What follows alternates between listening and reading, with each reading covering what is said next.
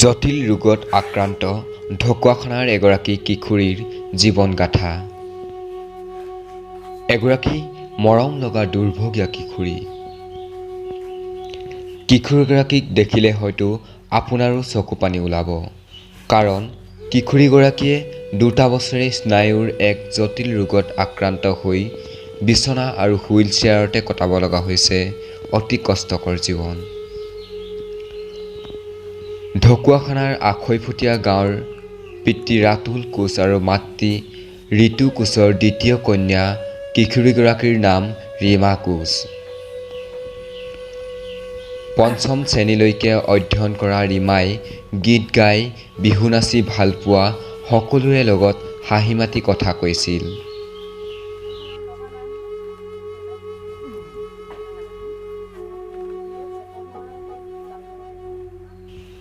অতি মেধাৱী এইগৰাকী কিশোৰীয়ে বিগত গণোৎসৱত পাইছিল A গ্ৰেড। কিন্তু হঠাৎ কিশোৰীগৰাকীৰ জীৱনলৈ নামি আহিল এক কাল অমানিশা। 5ম শ্ৰেণীৰ বছেৰেকীয়া পৰীক্ষা দিয়াৰ পূৰ্বেই ৰীমাৰ স্নায়ুৰ জটিল ৰোগত আক্ৰান্ত হৈ কথা কোৱা খোজ কঢ়াৰ শক্তি হেৰুৱাব লগা হ'ল,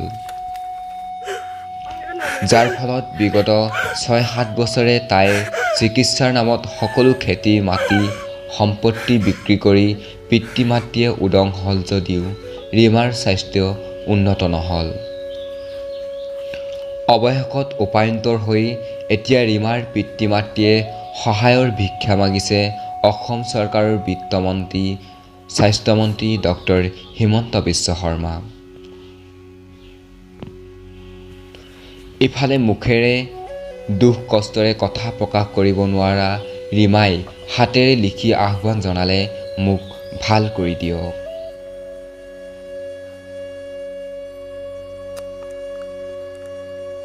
ছোৱালীজনীৰ নাম ৰীমা কোচ। তাই আজি 7 বছৰ দিন এই বেমাৰত ভুগি আছে। তাই 5ম শ্ৰেণীত পঢ়াৰ পৰা ধৰি তাই এইবাৰ ধৰক 5লৈকে 7লৈ পাব লাগিছিলে, কিন্তু 5তে তাই অসুখ হোৱাত তাই খোজো কাঢ়িব নোৱাৰে আৰু কথাও ক'ব, মাতটো হেৰাই গৈছে। গতিকেলৈ মই অসম চৰকাৰৰ স্বাস্থ্যমন্ত্ৰী ছাৰক মই কাতৰে অনুৰোধ কৰিছোঁ, আমাৰ এই দুৰ্ভগীয়া পৰিয়ালটিক যাতে ছোৱালীজনীক সুস্বাস্থ্য কামনা কৰে। যেন ভাগৰি পৰিছোঁ, মই গোটেই ঘৰ পৰিয়াল আমি ভাগৰি পৰিছোঁ। লাষ্ট চিকিৎসা কৰি আছোঁ গুৱাহাটী চিকিৎসা আজি 2 বছৰ দিন তাই ফল ধৰা নাই। এতিয়া 2 বছৰ দিন ধৰি তাই অকল বিচনাতেই আছে আৰু কথা ক'ব নোৱাৰা কাৰণে তাই লিখি দিয়ে, মা মোক অলপ ভাল চিকিৎসা কৰা, মই আকৌ স্কুল যাম। মাক হিচাপে মই বহুত কষ্টৰে তাইক চাই আছোঁ। তাইতো জন্মগত নহয়, মাজ পেটত হোৱা বেমাৰটো অন্ততঃ চাই যদি আমাৰ এই দুৰ্ভগীয়া পৰিয়ালটোক যদি চকু মেলি চাই অন্ততঃ আমি অলপমান সুখী হ'ম। ক্লাছ 5ত পঢ়ি থকা অৱস্থাৰ পৰা বেমাৰত পৰিলে। বেমাৰ পৰাৰ পাছত বিভিন্ন জেগালৈ বিভিন্ন চিকিৎসালয়লৈ নিছোঁ। নিয়াৰ পাছত একো আমি ফলাফল ধৰক আৰোগ্য কৰিব পৰা নাই।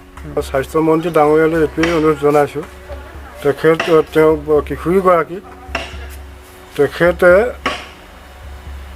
অলপ উন্নত চিকিৎসাৰ কাৰণে আমাৰ এই দুৰ্ভগীয়া পৰিয়ালটোক কিবা এটা ব্যৱস্থা কৰি ছোৱালীজনী কিশোৰীজনীৰ ভৱিষ্যতৰ কাৰণে কিবা এটা ব্যৱস্থা কৰিবৰ কাৰণে মই স্বাস্থ্যমন্ত্ৰী ডাঙৰীয়াক অতি কাতৰে অনুৰোধ জনাইছোঁ।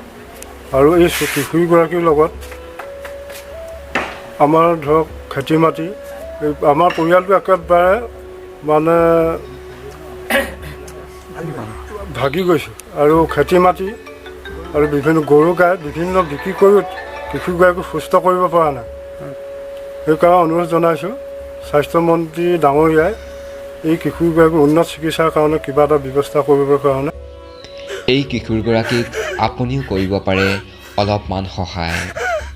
অসম গ্ৰামীণ বিকাশ বেংকৰ ঘিৰামৰা শাখাত ৰীমা কোচ নামৰ এটা একাউণ্ট নম্বৰ হ'ল 740100333187।